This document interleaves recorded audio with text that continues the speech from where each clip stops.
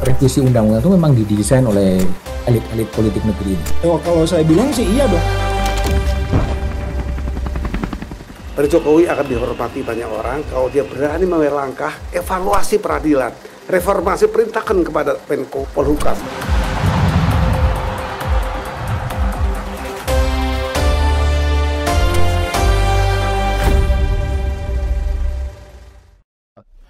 Oke, jumpa lagi di Back to BDM. Kembali saya akan mendiskusikan ngobrol soal isu politik terkini, khususnya menjelang hari-hari mendekati hari pemungutan suara untuk memilih presiden, memilih DPR pada 14 Februari 2024.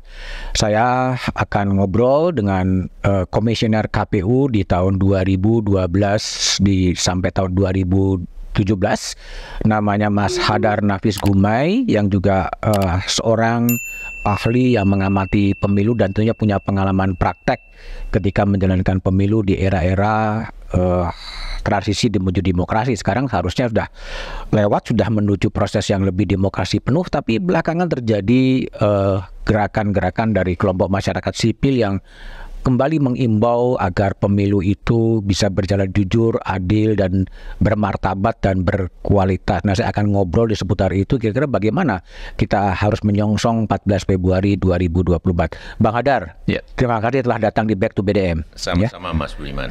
Apa yang Bung Hadar masih khawatirkan dan apa yang harus dicermati betul agar pemilu 14 Februari 2024 ini bisa berjalan sesuai dengan harapan publik yang bermartabat, yang berkualitas, jujur, adil, dan bebas dari berbagai kecurangan? Ya, tentu kita tidak menyampingkan, sekalipun itu sudah selesai tahapan yang lain begitu ya, jangan kita kesampingkan juga. Tapi oke lah, mari ke depan. Nah, ke depan ini pun berdasarkan pola yang terjadi selama ini, saya mengkhawatirkan juga upaya-upaya sistematis untuk menguntungkan pihak tertentu itu juga bisa dilakukan oleh penyelenggara sendiri di dalam tahapan pemungutan penghitungan suara. Jadi terhadap hasilnya nantinya. Wah, itu mengerikan sekali. Dan bisa jadi loh ini terjadi karena polanya kemarin demikian terus gitu. Nah, oleh karena itu di sisa ini, hari pemungutan suara nanti tanggal 14 Februari ya. Kemudian hasil-hasil tersebut akan dinaikkan ke atas, direkap.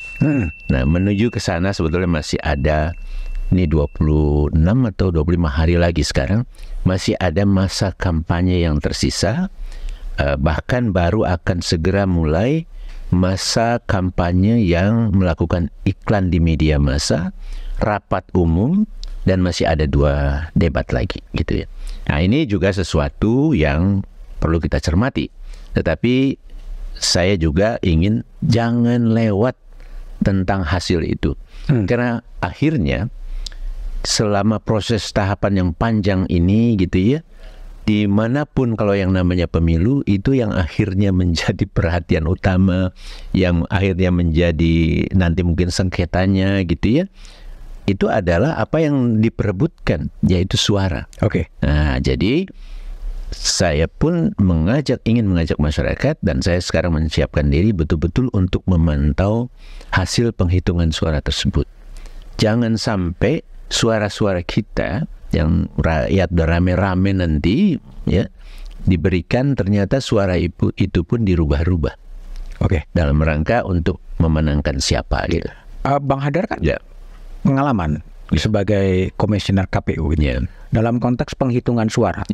Pada titik mana sebetulnya titik rawan untuk kemudian bermain-main dengan data dari suara pemilih? Di titik mana coba yang paling rawan? Dalam proses di TPS itu tentu adalah di titik di mana mereka menghitungnya ya. Nah, menghitungnya itu petugas-petugas itu kalau mereka tidak terdidik dengan baik, atau bahkan kalau ternyata mereka pun bermasalah gitu ya, itu angka yang dia katakan untuk A bisa kemudian dicatat untuk B. Gitu. Sah ya untuk calon ini, sah ya untuk paslon ini misalnya gitu. Nah, tetapi dicatatnya untuk yang lain misalnya. Nah, itu sangat mungkin terjadi. Tentu Apalagi kalau di tempat di TPS tersebut tidak semua ada yang hadir, saksi-saksi sedikit, hanya saksi kelompok tertentu misalnya. Apalagi kalau proses ini yang penghitungan di bagian yang sudah malam, karena ini kan panjang Mas. Dan saya duga sampai the next morning lagi nih, pagi berikutnya lagi nih, menjelang pagi berikutnya lagi. Nah, bisa di sana. Nah, kemudian setelah dicatat, itu mereka sepakat ini hasil resmi kita ya di TPS, tanda tangan semua Mas. Saksi tanda tangan. Kecuali ada saksi yang merasa enggak, protes, nggak bisa diperbaiki, dia nggak mau tanda tangan, tapi dia mencatatkan di pengaduan ataupun form keberatan. Nah, itu kan akan naik Mas ke atas. Ke atas itu ke PPK kecamatan. Ya. Dari TPS lari ke kecamatan. Oke. Ya, melalui petugas PPS-nya kelurahan desa, tapi nanti berhentinya disimpannya di kecamatan untuk besoknya itu mulai direkap namanya. Nah, disitulah nanti mulai ada ruang atau kalau mau atau selama ini dilakukan perubahan-perubahan Mas. Di level PPK. Ya. Kenapa di level PPK ada ruang untuk melakukan manipulasi? Karena di sana itu kan nanti harus ditotalkan lagi dari masing-masing kelurahan, maksud saya dari TPS itu kan dihitung di kelurahannya dulu. Mohon maaf, dihitung satuan kelurahannya dulu. Kelurahan. TPS, kelurahan. Oke. Dilakukannya tapi di PPK Mas. Biasanya di tempat yang terbuka, yang besar gitu ya. Sana ngitung, sini ngitung, di situ. Nah, itu biasanya terjadi di sana. Kemudian nanti hitungan kelurahan-kelurahan desa ini akan disatukan sebagai satu kesatuan total hitungan rekap kecamatan gitu. Lokasi yang sama. Nah, disitulah biasanya bisa ada pergeseran-pergeseran. Nah, pergeseran itu memang akan lebih mudah dilakukan jika dia di dalam satu partai politik, di antara calon-calon mereka misalnya. Nah, tentu di tempat lain bisa juga gitu ya. Tetapi ini dengan kondisi bahwa saksinya kalau tidak lengah tapi memang sepakat misalnya. Kita tidak tahu kesepakatan itu kan apa yang terjadi di lapangan. Mungkin ada yang meng-guide, ada yang memesannya gitu. Itu proses-proses itu sedemikian itu bisa terjadi. Nah, jadi misalnya ada yang ya saya nggak bakalan menang juga misalnya. Itu ada juga dia semacam sepakati dia jual itu. Jual? Iya misalnya. Itu terjadi. Di tingkat kecamatan itu? Iya. Oke. Nah, dari kecamatan lari ke kabupaten? Kabupaten kota, ya. Nah, itu pun ya masih ada ruang untuk digeser-geser juga gitu. Tetapi sekali lagi penggeseran itu biasanya lebih aman, tidak terlalu kelihatan di dalam partai politik sendiri. Di dalam partai politik sendiri? Ya, karena apa? Karena pentotalannya itu kan bisa tetap sama, ya. Cuma pergeseran. Pemilu kita pemilu yang tidak sederhana karena sistemnya, karena alat bantu yang digunakan. Jadi sangat dibutuhkan ketelitian melihat kecil-kecil unit-unit tersebar itu. Nah, kalau kita tidak punya keterampilan dan memang maksud untuk mengecek betul-betul semuanya, tentu akan bisa terlihat. Tetapi kalau memang kita menjadi bagian yang memang sepakat untuk merubahnya, yang penting totalnya sama, itu akan jalan saja gitu. Artinya ruang yang paling besar dimanipulasi adalah suara-suara caleg ya? Iya. Tapi sangat mungkin juga Mas. Kita ini caleg nih mau bicara paslon gitu maksudnya. Ya, sangat mungkin juga. Nah, tetapi tentu di wilayah di mana ya saksi yang satu tidak ada, wilayah yang agak jauh, misalkan tidak semuanya juga punya. Sekarang mungkin kita perlu pastikan juga nih paslon-paslon ini mereka harus punya di mana-mana sebetulnya kan gitu. Ya. Dari kabupaten naik ke provinsi. Provinsi ya. Dari provinsi naik ke nasional. KPU RI di Imam Bonjol. Ya. Di KPU RI Imam Bonjol. Ya. Dari situ ruang-ruang yang paling rawan dalam konteks untuk memanipulasi data itu di level mana sih sebetulnya? Ya tadi sebetulnya di ruang yang agak lebih bawah. Lebih bawah. Ya. Jadi di PPK tadi kemudian di kabupaten kota. Ke atas itu udah semakin lebih sulit. Oke. Ya. Tapi kan penghitungannya Ya. itu kan masih yang berlaku dan diakui kan memang masih penghitungan rekapitulasi manual kan? Betul. Ya, walaupun nanti kita bisa ngobrolin ini juga. Walaupun di dalam menyusun yang manual itu mereka menggunakan teknologi yang namanya Sirekap. Sirekap. Ya, tetapi di setiap level rekapitulasi tadi, di kecamatan, di kabupaten kota, provinsi, dan seterusnya, itu diproduce angka-angkanya dari dalam sistem, dari Sirekap itu. Nah, kemudian di print, ya, sebelum di print ditayangkan semua saksi silakan cek dengan pegangannya sendiri-sendiri, apakah ada yang bermasalah atau tidak. Nah, kalau ada masalah, silakan tunjukkan yang mana catatan Anda, mana bukti yang Anda punya, apa gitu. Nah, kira-kira begitu. Nah, setelah di print, setelah semua ngecek, maka kalau sudah disepakati, diketok, itu tanda tangan.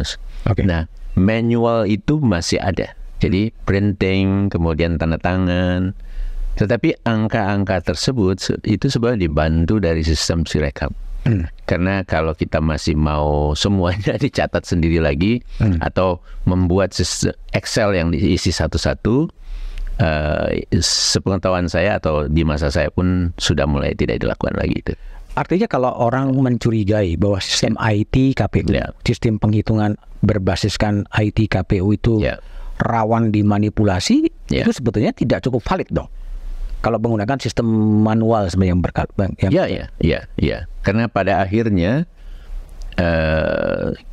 peserta itu, Bawaslu juga yang hadir, itu melihat dan kemudian memeriksa satu-satu, di print, kalau udah sepakat ditandatangani. Yang manual? Ya. Jadi yang manual berdasarkan sistemnya gitu. Karena sistem itu kan jadi memasukkan data-data TPS semua kan, sistem Sirekap itu. Kemudian dari data-data yang masuk, itulah diproduce ya form yang akan dibahas bersama. Nah, makna manualnya masih di situ. Tetapi bahwa menyusunnya, menurut hemat saya sebetulnya tidak lagi manual, karena itu data dimasukkan dan berdasarkan data di dalam sistemlah dibangun. Kira-kira begitu, Mas. Oke. Ya. Itu dari sisi counting. Ya. Cara kemudian menghitung dari TPS, kelurahan, kecamatan, kabupaten, provinsi, dan di level nasional. Ya. Di level TPS itu kan pemilu itu kan ada memilih presiden, memilih DPR, memilih DPRD provinsi, DPRD kabupaten kota, dan memilih DPD. Artinya akan ada 5 pemilihan. 5 pemilihan dengan masing-masing surat suara, masing-masing form, dan masing-masing kotak. Oke. Itu 5 surat suara. Nah, itu yang dihitung dulu. Yang dihitung dulu di TPS. Itu surat suara yang mana? Untuk pemilihan presiden. Itu fix ada panduan bahwa yang dimulai dengan pemilihan presiden. Ya, ini menarik pertanyaan Mas Budi. Atau sangat tergantung kepada kebijakan KPPS. Kalau sepengetahuan saya di pemilu sebelumnya itu standar harus urutannya demikian. Tetapi di pemilu sekarang setelah saya lihat lagi peraturannya, itu disebutkan dapat, ada kata dapat. Jadi dapat dihitung berdasarkan urutan ini. Nah, artinya bisa saja itu tidak dilakukan sesuai urutan tersebut. Itu yang membuat saya kemarin baru juga ditanya wartawan, agak bingung juga saya lihat ini kenapa sekarang seperti ini gitu. Nah, apakah itu dimaksudkan untuk konteks nyata di tempat ya? Misalnya KPPS merasa, waduh kita udah capek, kita mulai yang gampang dulu, atau ada yang minta bahwa ini pemilihan saya duluan deh gitu. Nah, kita kan nggak tahu juga gitu. Nah, jadi kata dapat itu membuka ruang di TPS itu menghitung tidak runtut seperti yang dituliskan gitu. Presiden, DPR RI, kemudian DPD, kemudian provinsi dan kabupaten kota DPRD-nya itu.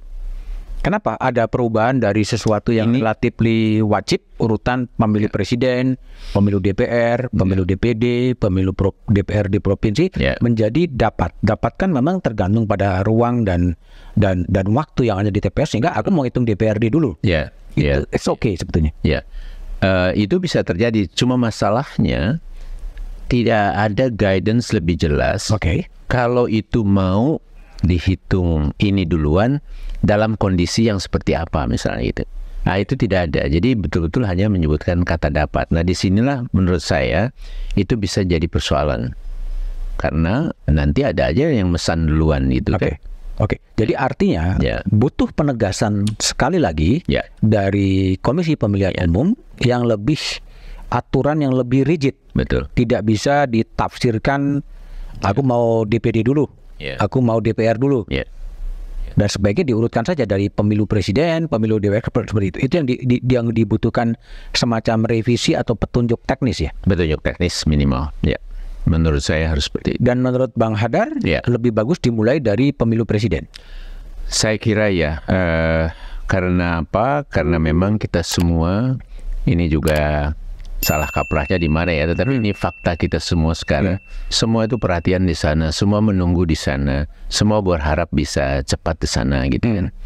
Dan mungkin bagus juga mengimbangi, mungkin nanti ada quick count. Ya betul. Yang kan kita tidak tahu quick count ini akan seperti apa. Pernah dulu terbelah yang sebagian ke A, yang sebagian ke B. Nah, itu kan situasi yang sebenarnya tidak aman ya. Bisa saja nanti spekulasi dan sebagainya. Tapi kalau kemudian penghitungan itu sudah duluan, sehingga nanti bisa mendampingi lah ya melalui publikasi cepatnya KPU. Kalau itu juga berjalan cepat. Kalau dalam perspektif lembaga yang melakukan quick count, ketika di TPS itu menghitungnya tidak seragam, ada yang menghitung presiden, ada yang menghitung DPRD, itu memang repot. Iya, bisa repot. Karena kan metodologi quick count itu harus ketat. Ya, sementara di lapangan begitu dia udah diputuskan jadi sampelnya dan ternyata itu dilakukan kemudian ini sedang ngerjakan DPR dulu misalnya. Itu bisa terjadi.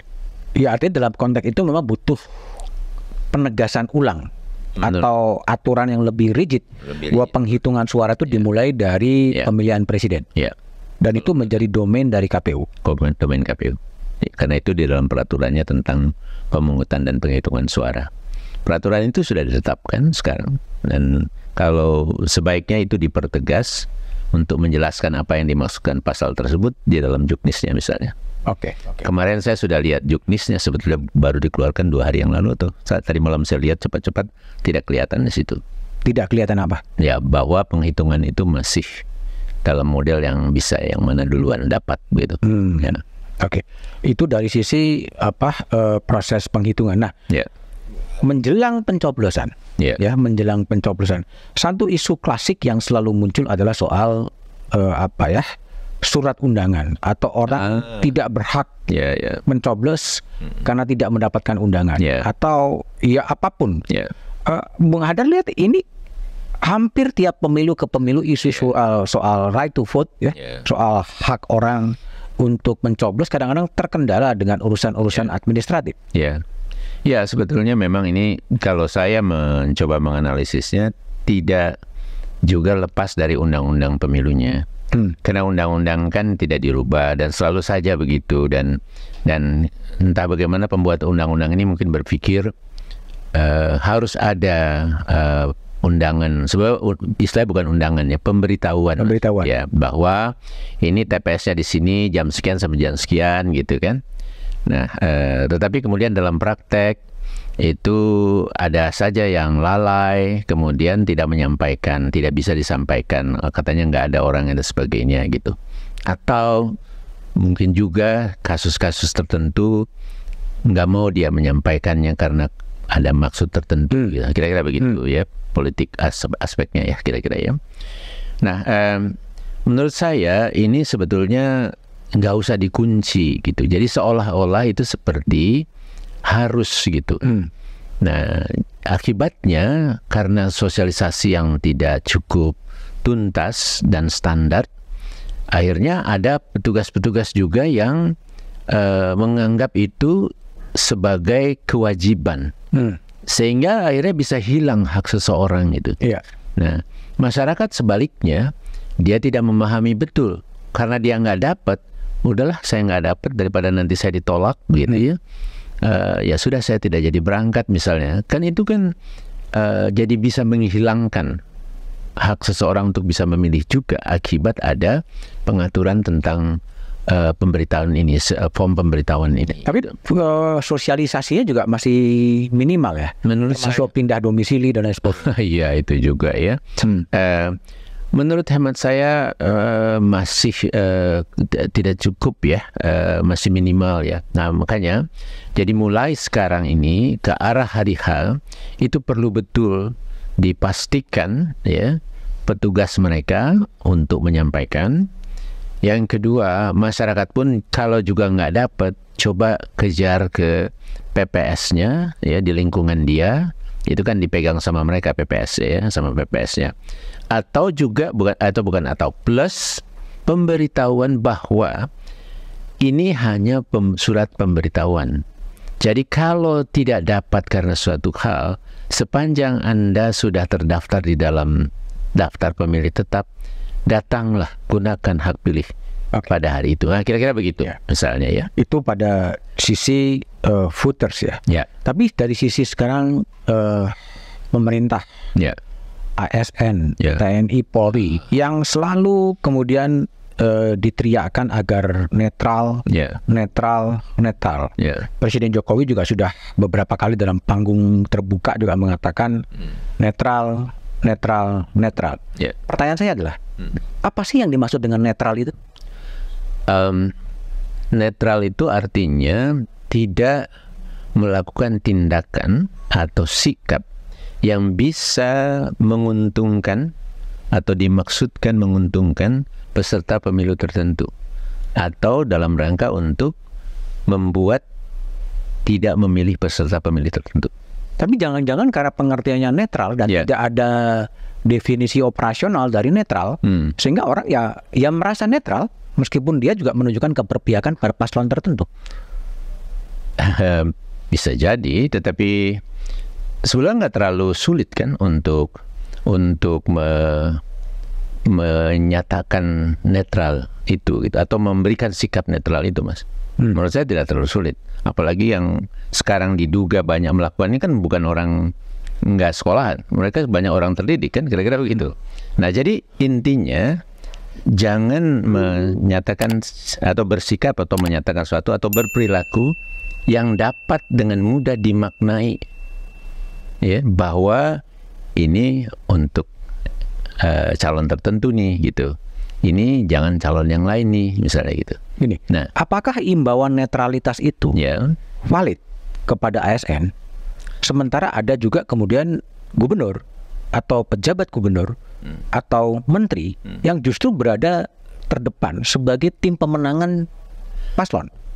Oke, ini memang membuat menjadi sulit, sangat valid sebetulnya, karena banyak sekali kan keluhan, dan banyak sekali juga ada yang mereka dalam posisi masuk sebagai calon, masuk sebagai tim pemenangan dan seterusnya gitu. Nah, posisi itu sebetulnya adalah posisi yang juga sangat mudah membuat yang bersangkutan tidak netral di dalam dia menjalankan posisinya di ASN atau pejabat negara. Karena kan konteks kita ini banyak sekali yang kalau dia sebagai calon atau sebagai tim pasangan calon itu kan tidak harus mundur. Oke. Jadi tentu dia memang dia ingin, saya duga ya, supaya dia bisa tetap membantu atau untuk dirinya kalau dia sebagai calon gitu ya. Dan dia tidak mau juga melepaskan jabatannya gitu. Nah, jadi maksud saya begini, situasi ini mempermudah orang untuk memanfaatkan untuk mengambil posisi tidak netral gitu. Padahal dia masih belum lepas ke posisinya sebagai ASN, sebagai pejabat yang punya wewenang atau tugas di pemerintahan misalnya, yang harus netral. Nah, jadi peringatan netral itu menurut saya valid, dan masyarakat memperingatkan juga sangat valid, mengadukan juga sangat valid. Tapi apakah bukan itu ambigu yang luar biasa? Ya, bahwa kita mengimbau kepada aparatur sipil negara untuk menunjukkan netral, tidak berpihak, tetapi kemudian bos-bosnya, pimpinan-pimpinan yang menjadi tim sukses, menjadi juru kampanye, menjadi tim pemenangan. Untung Mas Budiman yang mengangkat ini gitu. Iya, bosnya sampai presiden menurut saya. Sampai presiden juga tidak memberikan contoh menurut saya. Iya, disitulah kesulitannya gitu ya. Karena peraturan masih membolehkan mereka sekaligus sebagai pejabat, sebagai ASN itu untuk bisa ikut di dalam proses politik gitu. Nah, jadi ya memang tidak lebih mudah dimanfaatkan justru. Saya tidak yakin orang itu tidak ngerti bagaimana menempatkan. Misalnya gini, seorang pejabat, seorang menteri, dia pergi ke daerah, ya kan? Pergi ke daerah itu dengan dibiayai oleh negara, misalnya, ya kan? Tapi habis itu siangnya atau sore mereka bikin pertemuan di daerah tersebut, berarti kan itu menggunakan posisinya dia untuk kegiatan politiknya, gitu. Kemudian dia sebagai seorang menteri, pendukung calon tertentu, dia ikut membagikan bantuan sosial misalnya begitu kan. Nah di situ juga bahasa dia gitu ya, menunjukkan bahwa bantuan ini datang dari Bapak Presiden, ya jangan lupa sama Bapak Presiden. Kita tahu sendiri Bapak Presiden kita ini adalah juga pendukung calon tertentu, anaknya juga menjadi calon wakil presiden misalnya gitu.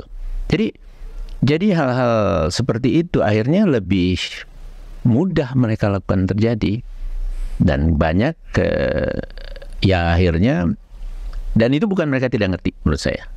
Iya, jadi kan kalau lihat kultur masyarakat Indonesia, kultur dia melihat ke atas. Apakah atasnya memang netral, betul-betul netral, sehingga dia ngikut, tapi ketika atasnya pun menunjukkan simbol-simbol yang tidak netral, akhirnya semuanya akan tidak netral gitu.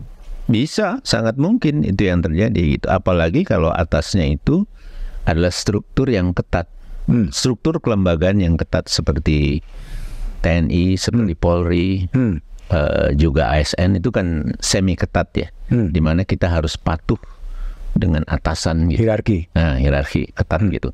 Lebih mudah lagi itu terjadi. Tetapi jangan juga kita bebaskan ini Mas, kalau menurut saya ya. Ya memang ini ambigu, memang ini enggak.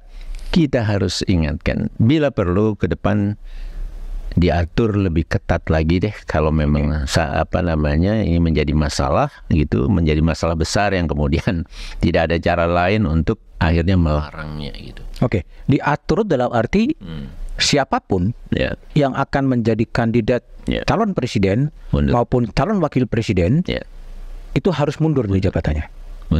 Termasuk kepala daerah. Harus mundur. Menurut saya. Tapi bukankah dulu DPR sudah merumuskan itu bahwa siapapun menteri yang akan maju sebagai calon presiden, dia harus mundur. Kemudian dikoreksi oleh Mahkamah Konstitusi.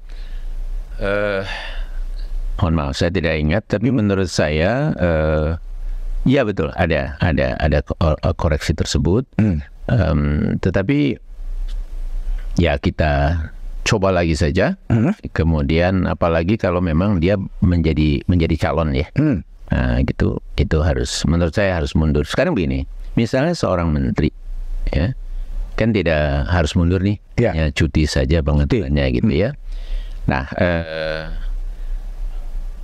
artinya kan dia harus mengerjakan dua-duanya Mas.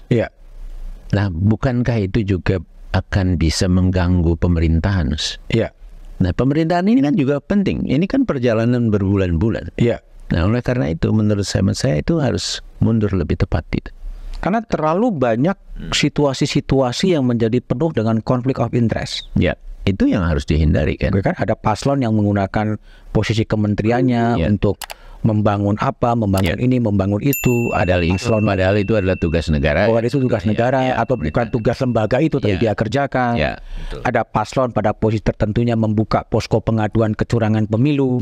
Ini kan penuh dengan konflik-konflik kepentingan. Betul. Sangat. Dan dalam kampanye juga terjadi saling serang di dalam sebuah kabinet. Iya. Nah, bayangkan itu. Apakah kemudian di pemerintahan kita ini masih berjalan dengan baik dalam kondisi seperti itu? Menurut Anda berjalan baik? Menurut saya bermasalah sebetulnya. Bermasalah. Ya. Jadi kalau dalam konklusi seperti itu, ke depan, ya bukan sekarang. Kalau sekarang memang agak susah karena semua memanfaatkan justru lubang dari undang-undang kan. Betul. Orang kalau itu terjadi sebaiknya memang Pak Mahfud, Pak Prabowo, baik Gibran itu mundur. Sebagai Menteri Pertahanan, sebagai Menko Polhukam, sebagai Wali Kota Solo. Betul. Ya. Dengan demikian dia betul-betul bebas dari tugasnya. Dia bisa positifnya dia bisa konsentrasi kok ke pencalonannya, dan dia tidak harus repot-repot minta cuti berkali-kali. Kira-kira begitu.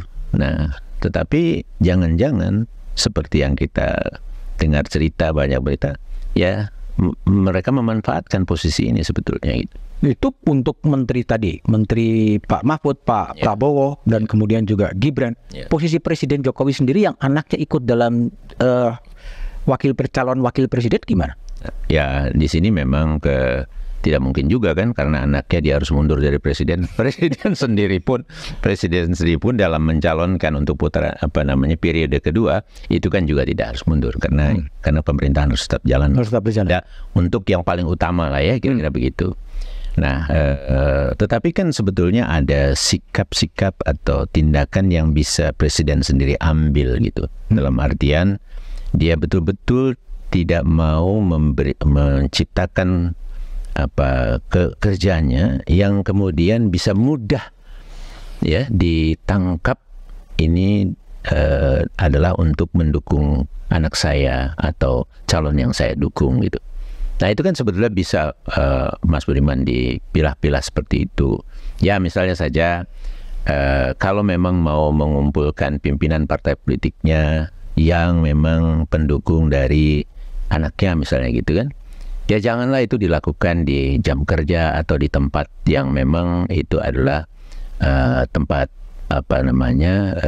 kerjanya gitu. Nah, jadi di hal yang pribadi misalnya, atau jangan juga mengumpulkan. Ini kan banyak sekali nih dalam akhir-akhir ini mengumpulkan para pimpinan kepala daerah ya, bahkan juga lurah dan kepala desa misalnya begitu. Nah dengan bahasa-bahasa yang diserempet-serempetin gitu ya. Nah itu termasuk bantuan-bantuan sosial ini gitu. Itu kan bisa Mas Budi dipilah-pilah. Iya, tapi kan itu mengasumsikan selama ini kan sejauh itu tidak dilarang oleh undang-undang. Ya boleh. Ya tentu Mas, apalagi kalau memang kita mau memanfaatkan itu ya boleh aja kita bilang begitu kan. Nah, tetapi kan ini akhirnya Mas, tadi kita semua ini kan punya namanya satu pegangan yang lebih tinggi daripada undang-undang, yaitu satu etika gitu. Ada dong, masa nggak ada kita masing-masing? Tidak perlu tertulis Mas. Iya kan? Bahwa kita itu harus tidak memanfaatkan dong kalau itu bukan hak kita misalnya, bukan yang dimaksud untuk tujuan ini misalnya. Itu kan bisa dong, kita harus memilih. Ya oke lah, anak saya memang sebagai calon, ya silakan saja misalnya gitu ya. Nah, atau mau mundur sedikit, perdebatan tentang sebetulnya ada masalah di dalam perubahan undang-undang kita melalui judicial review di MK tersebut. Ya mungkin sebagai orang tuanya yang masih sedang memimpin akan mengingatkan, tidak usahlah sekarang gitu, nanti saja. Konsisten seperti apa yang pernah juga Pak Jokowi bilang kan di depan media, itu kan rekornya sangat jelas. Oh baru ini sudah baru berapa tahun di Solo masih baru ya, nanti nggak ada itu dan sebagainya gitu. Oke. Maksud saya itu Mas. Tapi situasi yang seperti sekarang ini lebih banyak kan ada kelemahan dalam aturan dan undang-undang ya. Tentu. Karena dengan adanya aturan dan undang-undang yang secara pasti mengaturnya dan itu jelas begitu, tentu tidak bisa dilakukan kecuali ada perubahan undang-undangnya atau ada judicial review yang sering terjadi belakangan ini gitu. Termasuk itu juga terjadi karena tidak adanya undang-undang kepresidenan. Iya Pak, iya Mas. Walaupun ya atau undang-undang tentang dana kampanye yang sekarang juga banyak masalah gitu ya, bisa jadi. Jadi kalau kita ada undang-undang tersendiri yang seharusnya memuat secara lebih lengkap dan jelas apa yang bisa digunakan, dimanfaatkan atau haknya, apa yang tidak boleh dan seterusnya gitu. Jadi saya kira bisa itu menjadi faktor penyebabnya. Oke. Saya spesifik soal undang-undang kepresidenan. Satu-satunya lembaga negara yang tidak punya undang-undang adalah undang-undang kepresidenan.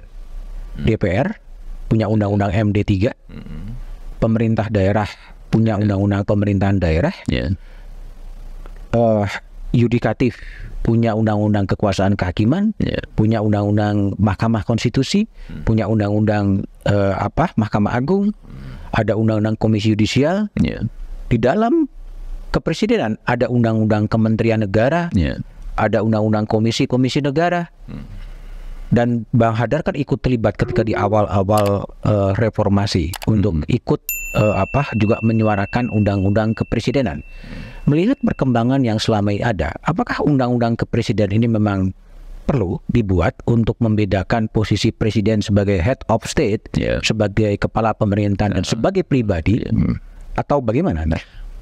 Ya, saya kira setelah kita berjalan beberapa periode pemerintahan, kebutuhan itu kan sebetulnya tidak ada tetapi tidak besar amat ya. Nah, begitu kita sampai sekarang, kita punya presiden yang kemudian terlihat ya kemarin ada istilah apa cawe-cawe gitu ya. Nah, akhirnya ini menjadi sangat perlu, Mas Bud ya, kita punya undang-undang tersendiri kepresidenan ini gitu. Nah, jadi ya mudah-mudahan saja siapapun nanti yang akan mengisi di pemerintahan maupun di DPR kita mau untuk membuatnya gitu. Dan meskipun undang-undang kepresidenan itu agak bertentangan dengan hasrat kekuasaan.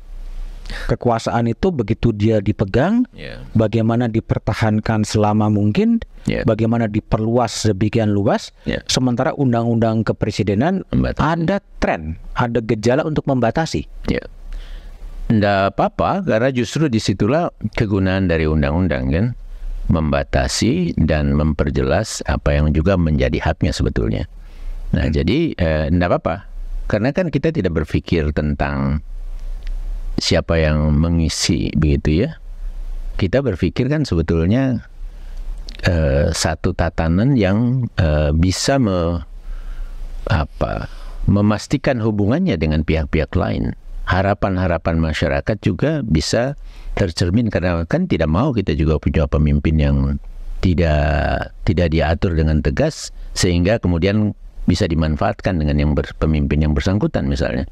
Nah, disitulah sebetulnya makna atau manfaat dari satu pengaturan yang bentuknya undang-undang. Jadi menurut saya nggak perlu kita ragukan gitu. Atau karena kan kita tidak ingin kan? Ya, atau memang cukup diatur, dibatasi. Cukup diatur di konstitusi. Terkadang konstitusi itu, atau bukan terkadang, konstitusi itu cenderung untuk tidak mengatur secara lebih rinci. Nah, akhirnya dalam situasi kita ketemu seorang pimpinan yang ternyata memanfaatkan ini, akhirnya kita tidak bisa untuk menahannya gitu kan. Itu kan jadi persoalan. Itu jadi tapi siapa yang akan mengambil prakarsa untuk menyusun undang-undang atau rancangan undang-undang soal lembaga kepresidenan? Ya, kan undang-undang kita ini bisa macam-macam ya. Ada dua yang utama sebetulnya. Bisa dari DPR-nya, bisa dari pemerintahnya sendiri yang memimpin presiden. Dan masyarakat bisa mendorongnya juga. Kemudian untuk menitipkan. Jadi bisa dari mana-mana nih gitu. Tapi apakah kita punya harapan dengan siapa terpilih ke depan, nanti kita lihat saja gitu. Apakah tidak terbayangkan bahwa calon-calon presiden yang akan maju sekarang atau ada harapan? Apakah itu Mas Anies, apakah itu Pak Prabowo, apakah itu Mas Ganjar, kemudian mendeklar bahwa kalau saya terpilih, saya akan segera menyusun rancangan undang-undang lembaga kepresidenan. Menarik ya, sebetulnya ini sesuatu yang bisa kita dorong juga ya. Mas Budiman mulai mengangkatnya. Saya kira ya, karena sebetulnya untuk yang lain-lain kan juga mereka udah ada yang janji-janji yang lebih konkret sebetulnya. Di sini akan kami bangun nanti kalau saya terpilih, kalau nanti saya terpilih akan diberikan apa gitu kan, macam-macam Mas. Ini kan banyak. Nah bisa saja menurut saya ini. Mungkin nanti di dalam satu pertemuan atau forum yang ada di media, mungkin di Kompas sendiri atau apa gitu, bisa atau nanti dalam debat terakhir calon presiden. Bisa juga Mas, walaupun topik lain. Ya kan bisa dalam closing statement. Ya betul. Dia meneguhkan komitmennya. Betul. Kalau saya terpilih sebagai presiden 100 hari pertama adalah saya akan mewujudkan rancangan undang-undang lembaga kepresidenan yang isinya adalah mengatur bagaimana kekuasaan presiden sebagai kepala pemerintahan, sebagai kepala negara, dan sebagai pribadi itu diatur. Betul. Itu bagus Mas. Saya sangat mendukung. Mudah-mudahan ini akan didengar oleh tim-tim pasangan calonnya gitu. Atau utopi, tidak mungkin terjadi. Enggak lah Mas, masa sih kita nggak punya orang yang bisa mengambil posisi itu, dia bisa mengambil posisi bahwa saya ini bisa melakukan, atau bisa mengambil posisi, iya dong, bahwa dia melihat harus ada pembatasan, sekalipun itu untuk saya sendiri, katakan begitu. Ya utopi Mas. Karena kan begini, menarik, ketika berbicara di depan KPK, dia mengatakan saya akan memperkuat KPK. Ketika dia berbicara di depan kepala desa, saya akan memperkuat posisi desa. Tapi dia tidak pernah berbicara terhadap posisi yang akan dia tuju sebagai lembaga kepresidenan. That's interesting, karena belum ada yang ngejar Mas. Jangan-jangan belum ada yang ngejar Mas. Nah, jadi kalau nanti dikejar, misalnya forum ini ditonton, ini kan kita ini kita berdua mengusulkan nih, kira-kira begitu. Oke. Baik, kita usulkan kepada para pasangan calon ini untuk bisa menjawab apakah kalau nanti terpilih akan membuat undang-undang yang bisa mengatur tentang dirinya sendiri gitu, posisinya maksud saya undang-undang kepresidenan. Termasuk undang-undang kepresidenan itu yang akan menampung atau mewadahi mantan-mantan presiden. Oke. Ya itu penting juga untuk pasti ya. Iya kan? Ya betul. Ini kan mantan, hampir dalam semua transisi kekuasaan. Hubungan antar mantan presiden atau presiden satu ke presiden lain, itu kan selalu ada keterputusan. Ya betul. Ini yang selalu katakan di Amerika ada presiden club, di mana mantan presiden dan ikut duduk bareng untuk membicarakan masalah kebangsaan. Betul. Dan kemudian menjadi begitu kompak. Tapi di sini kan menjadi ada sebuah relasi-relasi personal yang tidak baik. Dan saya kira kalau memang di dalam undang-undang tersebut bisa ikut mengatur, mudah-mudahan yang relasi-relasi tidak baik yang sebetulnya tidak bagus menjadi contoh buat kita semua Mas. Itu bisa membantu difasilitasi atau diatur lah ke arah sana gitu. Bahwa kemudian ada yang nggak mau masuk presiden klubnya apa boleh buat. Tetapi at least ada pengaturan ini ya Mas. Saya kira itu juga baik ya. Kalau dari refleksi Bang Hadar, kenapa undang-undang kepresidenan ini tidak ada ketika lembaga-lembaga lain diatur dalam undang-undang? That's interesting. Saya sebetulnya belum pernah memikirkan juga gitu. Tapi bisa jadi seperti lontaran Mas Budiman sendiri tadi. Ya apakah ini sesuatu yang logis karena dia mengatur apakah ini? Tapi menurut saya masa sih kita nggak punya pemimpin yang mau gitu, rela bukan memikirkan dirinya, tetapi memikirkan untuk ke depan siapapun yang mengisi ini. Itu harus ada pembatasan, harus ada hal yang juga bahkan memperjelas. Iya, hak yang bersangkutan dan segala hal gitu. Nah, jadi saya kira baik kalau ini bisa disodorkan ke mereka dan ya kita lihatlah. Ada Big Bang di saat debat terakhir gitu, men-challenge pada pasangan calon presiden untuk bukan hanya memperkuat, membuat undang-undang yang lain di luar dirinya, tapi bagaimana mengatur lembaga kepresidenan memang sangat powerful. Ya. Saya kira lagi-lagi ini momen yang masih ada ruangnya gitu, yang momen yang penting. So saya setuju dengan soal kembali kepada soal pengawasan masyarakat sipil. Ya, masyarakat sipil kan sekarang mulai muncul, jaga suara, jaga pemilu dan lain-lain sebagainya. Ada gerakan Nurani Bangsa gitu. Ini sebuah gejala yang positif bagi kesadaran masyarakat sipil untuk mengawal proses pemilu atau seperti apa kalau Bang Hadar lihat? Saya kira ini gejala yang sangat positif, apalagi di dalam situasi yang sangat diperlukan. Dan kalau mendasari kenapa kemudian kelompok-kelompok masyarakat sipil ini bangkit, kemudian mengekspresikan keprihatinan dan juga apa yang ingin dilakukan gitu, menurut saya ini sangat positif. Tetapi kelompok masyarakat sipil ini kan juga masih pada level yang belum embrio ya. Iya, masih belum pada level yang besar. Dan seharusnya kerja cepat, efektif untuk mengajak masyarakat luas. Itu yang menurut saya penting gitu. Nah, jadi ini hal yang baik. Saya ingin juga berkolaborasi dengan semua. Minggu-minggu ini akan ada pertemuan kolaborasi tersebut, dan bantuan Mas Budiman dan Kompasnya untuk menginfokan ini. Kalau dari sisi pemantau asing, di tengah problem yang pengawasan yang seperti sekarang ini, apakah ini juga waktu yang tepat bagi pemantau asing untuk hadir di Indonesia dan mengawasi jalannya pemilu di era yang orang menyebutkan sedang terjadi regresi of demokrasi itu?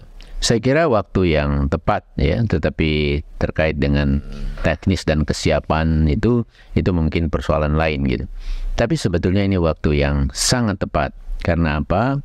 Karena memang kita sudah lihat perkembangan yang juga di Indonesia ini sangat berpotensi akan menurun ya, state demokrasinya gitu. Nah, disitulah sebetulnya pihak internasional itu perlu ikut ya, mencermati dan menunjukkan nanti pandangannya terhadap perjalanan pemilu ini gitu. Nah, selama ini mereka mungkin karena sudah memberikan status Indonesia sebagai negara yang sudah stabil dalam demokrasinya gitu ya, akhirnya mereka tidak terlalu memperhatikan. Nah, akhirnya pas di ujung-ujung saya pernah secara pribadi juga memintakan itu terkait dengan waktu yang sudah sangat mepet ya. Ada satu jaringan internasional di kawasan Asia, ANFREL ya, mereka akan datang walaupun dalam scale yang kecil saya lihat dia, tapi tidak masalah, yang penting kehadiran mereka itu penting menurut saya. Nah, ini yang mungkin harusnya lebih awal dan tidak hanya diekspresikan oleh kelompok tertentu, tetapi semua pihak sebetulnya, penyelenggara sendiri dan juga Kementerian Luar Negeri kita, karena pintunya kan dari sana sebetulnya. Invitationnya, undangan itu datang dari sana. Oh, dari Kemlu ya? Ya, dari sana. Tapi kalau di era awal itu memang begitu banyak international observer ya, untuk memonitor. Tapi sekarang udah nggak ada. Nggak ada. Kalau sejak 2-3 pemilu terakhir itu nggak ada. Ya.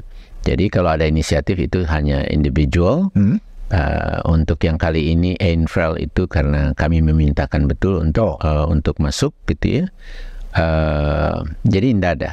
tahun 99 itu adalah masa yang terbesar sebetulnya. Masa yang terbesar. Ya, mereka datang banyak sekali dari berbagai benua lah ya, grup besar-besar ini. Dan memang sangat diperlukan karena pada saat itu adalah pemilu pertama di masa reformasi, pertama di masa transisi gitu ya, untuk memastikan. Nah, sebetulnya sekarang ini menjadi lebih relevan dunia internasional untuk ikut ya, karena kawasan Asia, ASEAN dengan itu kan juga tidak baik-baik saja juga kan gitu. Nah, jadi potensi terjadinya ketegangan atau bahkan perang juga besar kan, kira-kira begitu. Nah, juga ada beberapa negara lain yang seperti Thailand gitu ya, Myanmar gitu, itu kondisi pemilu dan demokrasinya kan juga sangat jatuh gitu ya. Nah, jadi peran pemantau asing negara lain untuk bisa mengikuti betul pemilu ini menurut saya sangat penting. Tapi juga keterlibatan rakyat juga menjadi penting. Oh ya tentu. Artinya kita berharap dari luar, tetapi sebetulnya di tangan kita sendirilah peran untuk bisa memastikan itu berjalan jujur, adil, demokratis, minim kecurangan. Itu sebetulnya ya ada di tangan kita bersama begitu. Nah, oleh karena itu kegiatan jaga pemilu, jaga suara, dan berbagai yang lain itu perlu kita dukung dan mari kita ajak masyarakat untuk bergabung. Oke, baik Bang Hadar Nafis Gumai telah ngobrol di Back to BDM. Jadi ada pesan-pesan yang menarik yang disampaikan oleh Hadar Nafis Gumai yang kira-kira mengatakan bahwa atau menantang calon-calon presiden di debat yang terakhir gitu, berani menyatakan komitmennya untuk kemudian dalam 100 hari pemerintahnya kemudian menegaskan akan menyodorkan rancangan undang-undang lembaga kepresidenan, karena satu-satunya lembaga yang tidak diatur oleh undang-undang adalah lembaga kepresidenan itu sendiri. Bagi publik tentunya ini adalah momen yang tepat pada Anda semua untuk 14 Februari datang ke TPS, tetapi juga bukan hanya datang dan kemudian pergi, tetapi bagaimana kemudian juga memantau agar suara yang Anda berikan pada 14 Februari itu sampai di tempat tujuan yang benar. Akan jumpa lagi di Back to BDM dengan tamu-tamu berikutnya. Revisi undang-undang itu memang didesain oleh elit-elit politik negeri ini. Kalau saya bilang sih iya dong. Pak Jokowi akan dihormati banyak orang kalau dia berani mengambil langkah evaluasi peradilan, reformasi, perintahkan kepada Menko Polhukam.